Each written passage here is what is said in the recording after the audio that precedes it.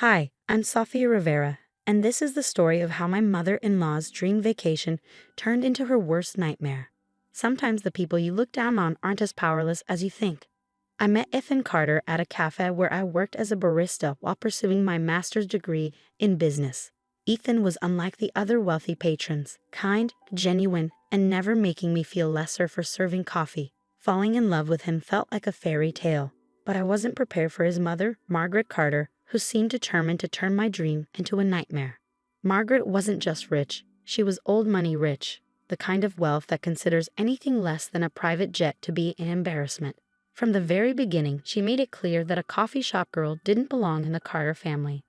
"Darling," she'd say to Ethan while I stood nearby, "have you heard that the Kensington girl just returned from Paris? Still single, I believe." Despite her disdain, Ethan stood by me. We married in a small, intimate ceremony that Margaret dismissed as charmingly rustic, which I knew was her way of calling it cheap. For 3 years, I endured her thinly veiled insults at every family gathering. "Sophia, dear," she'd ask with an icy smile, "is that dress from a department store? Or, how fascinating that you used to serve coffee. It must be such a relief to never work again." What Margaret didn't know was that while I poured lattes and studied late into the night, I had been investing in cryptocurrency. Those early investments had blossomed into a fortune that could rival the Carter family's wealth. Though I chose to live modestly and reinvest my gains, Ethan knew, but he respected my wish to keep it private. Everything came to a head during the planning of the annual Carter family vacation. Each year, Margaret curated an opulent trip for the extended family, a showcase of her wealth and control. This year's planning dinner was held at her grand estate. As everyone gathered in the gold-accented dining room, Margaret revealed her plans with an air of self-importance. "I've outdone myself this year," she announced, practically glowing with pride. "We'll be staying at the Azure Pearl Island Resort, a private island in the Maldives.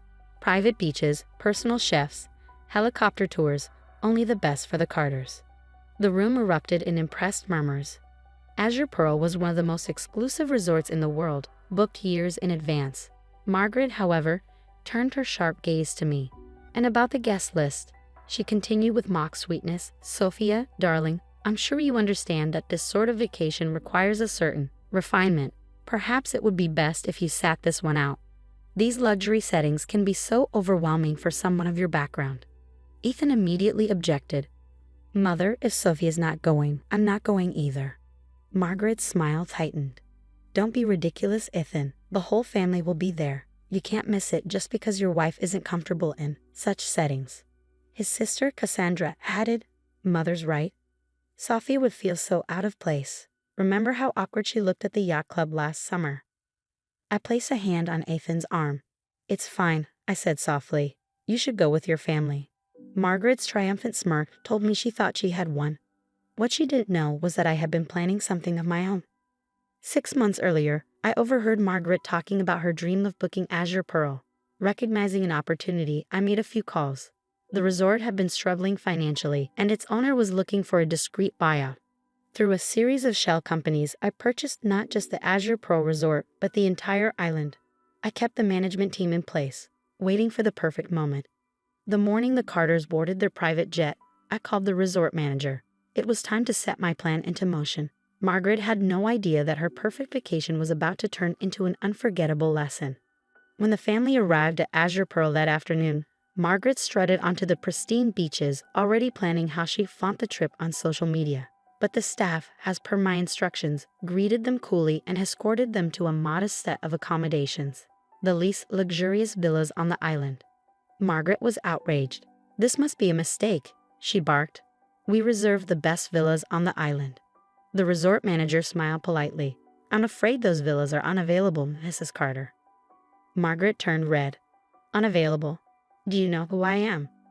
"Yes, we do," the manager replied.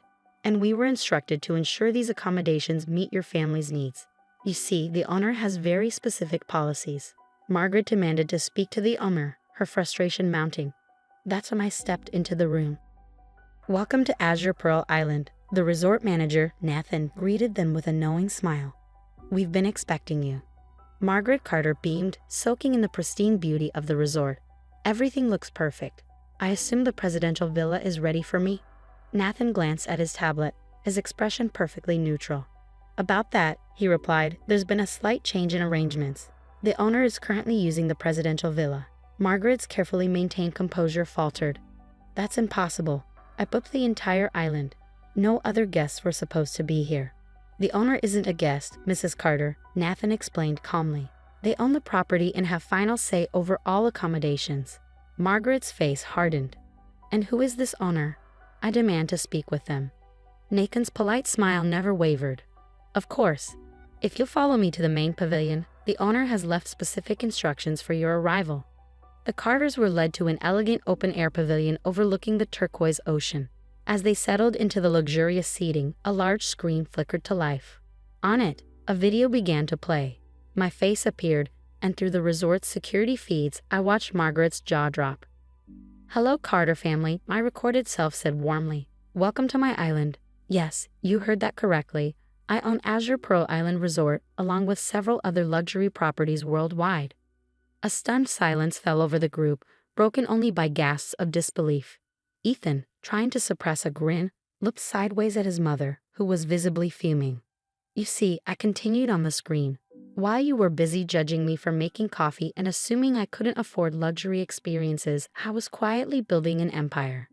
That coffee girl you dismissed. She's now worth more than the entire Carter family fortune combined. Margaret collapsed into a chair, her designer handbag sliding to the ground. Cassandra looked pale, her mouth opening and closing like a fish gasping for air.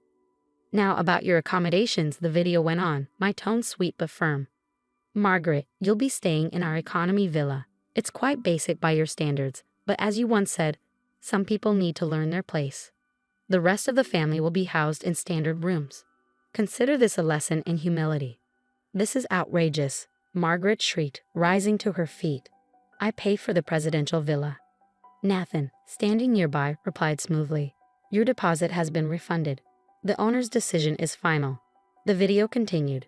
Oh, and Margaret, remember when you said that luxury resorts can be overwhelming for someone of my background? Let's test that theory. I've arranged for you to work as a server at the beach bar during your stay. Think of it as a chance to walk in someone else's shoes. Margaret's face turned crimson with rage. I will not. Do you have any idea who I am? Yes, Nathan replied, unflustered.